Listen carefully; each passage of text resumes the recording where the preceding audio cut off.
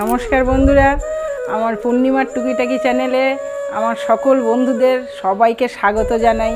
আমি আবারও আপনাদের সামনে একটা নতুন ভিডিও নিয়ে আসলাম।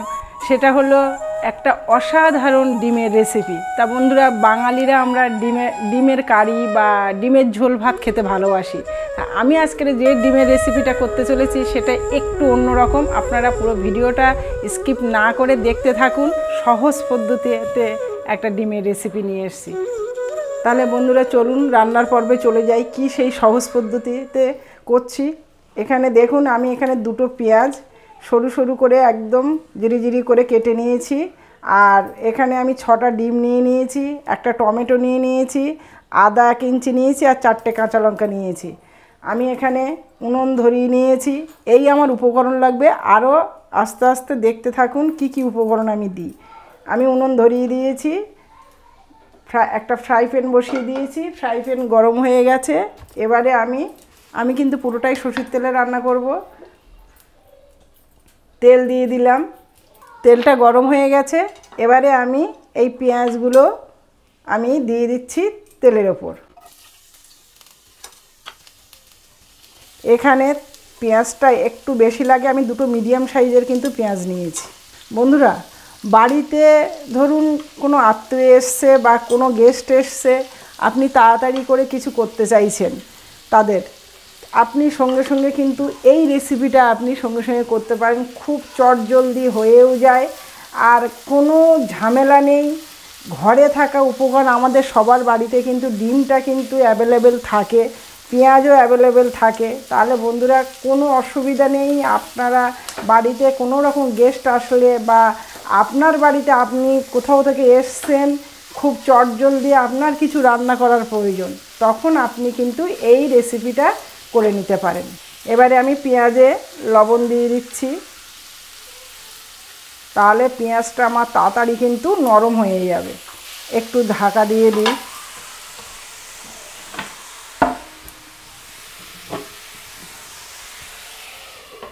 একটু ঢাকা দিয়ে দিলাম।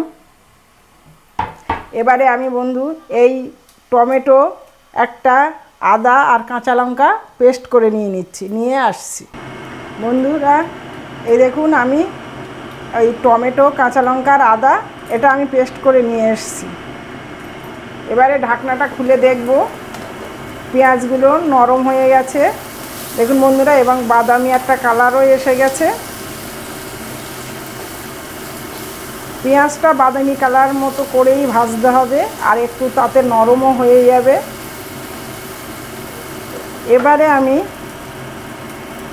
এই মশলাটা আমি এখানে দিয়ে দেব।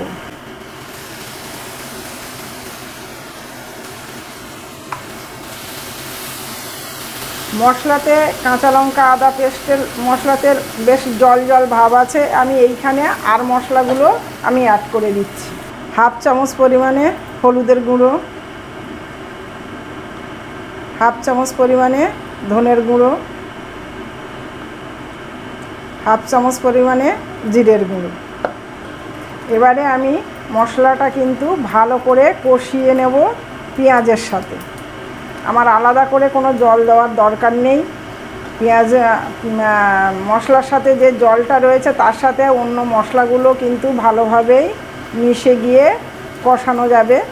বন্ধুরা, আমি সব সময় চেষ্টা করি চটজলদি রান্না যাতে হয় এইরকম কিছু রেসিপি নিয়ে আসার। আর যেগুলো দেখুন সময় লাগবে সেগুলো তো লাগবেই, কিন্তু আমি চেষ্টা করি যেগুলো তাড়াতাড়ি করে হয় সেই রকম কিছু রেসিপি আপনাদের সামনে নিয়ে আসার, যাতে আপনারাও আমার রান্নাটা দেখে একজন হলেও যদি আপনারা উপকৃত হন, তাহলে আমার সত্যি খুবই ভালো লাগবে। এবারে আমি বন্ধুরা এখানটায় দিয়ে দেবো, আমার ওই মশলাগুলো কিন্তু কষানো হয়ে গেছে। এবারে আমি এখানে দিয়ে দিচ্ছি 1 চামচ পরিমাণে, ছোটো চামচের 1 চামচ পরিমাণে গরম মশলার গুঁড়ো। আর এই গরম মশলা আমার বাড়ির গরম মশলা করা তো, যার জন্যে আমার এর মধ্যে কিন্তু আমি গোলমরিচটা দিয়ে রাখি।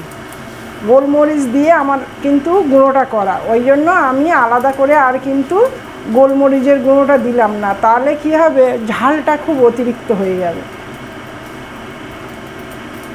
আর বন্ধুরা আপনারা দেখেছেন আমার বেশি অংশে মানে কোনো রেসিপিতে বেশি অংশের রেসিপিতে আমি গোলমরিচের গুঁড়োটা ইউজ করি, কারণ আমাদের প্রায় আমার বাবা ছোটোবেলায় বলতেন গোলমরিচটা খাওয়া খুবই ভালো হার্টের পক্ষে, ওই জন্যই আমরা বিশেষ করে গোলমরিচটা দিই।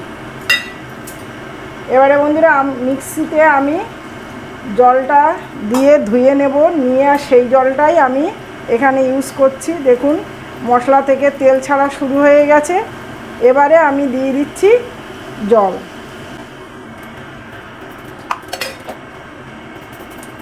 ভালোভাবে জলের সাথে মিশিয়ে দিতে হবে মশলাটা।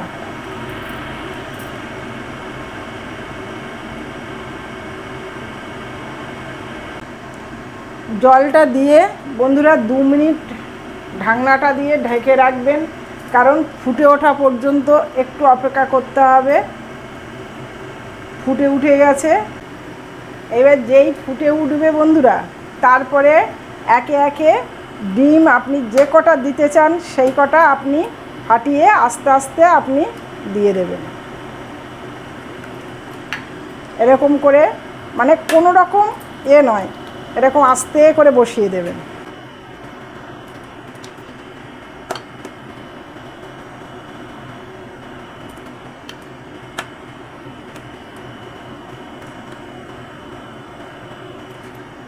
আমি এখানে 6টা ডিম ইউজ করলাম, আপনারা আরও ডিম ইউজ করতে পারেন।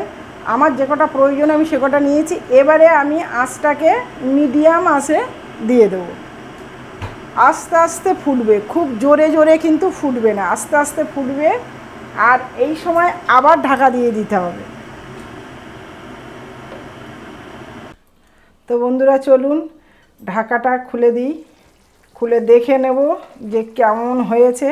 ওহ, দারুণ দেখাচ্ছে দেখুন বন্ধুরা, একটা একটা ডিম পুরো দেখুন একদম পুরো সুন্দর বোঝা যাচ্ছে, একদম টোপরের মতো মতো ভেসে উঠেছে। এইবার আপনি এটাকে একটু সাইড থেকে একটু এরকম করে করে একটু দিলেও দিতে পারেন, না দিলেও কোনো অসুবিধা নেই। কিন্তু এটা কিন্তু বন্ধুরা একদম ঝোল ঝোল হবে না, এরকম মাখা মাখা হবে। আর মাখা মাখা হলেই বন্ধুরা বেশি ভালো লাগবে। তা বন্ধুরা আপনারা যদি এই রান্নাটা যদি আপনাদের ভালো লেগে থাকে, অবশ্যই আপনারা আমার চ্যানেলটিকে সাবস্ক্রাইব করবেন এবং পাশে থাকা বেল আইকনটিকে প্রেস করে দেবেন। তাহলে আমার এরকম সহজ পদ্ধতিতে রান্না আপনাদের কাছে আগে নোটিফিকেশন চলে যাবে।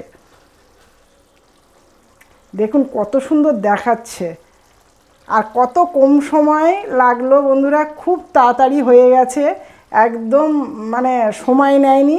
তাহলে বন্ধুরা আমার রান্না ডিমের সহজ পদ্ধতি ডিমের রেসিপি এখানেই আমার শেষ হলো। তবে বন্ধুরা এরকম রান্না বাড়িতে করে খান, আর সবাই মিলে আনন্দতে থাকুন, সুস্থ থাকুন, ভালো থাকুন। ধন্যবাদ।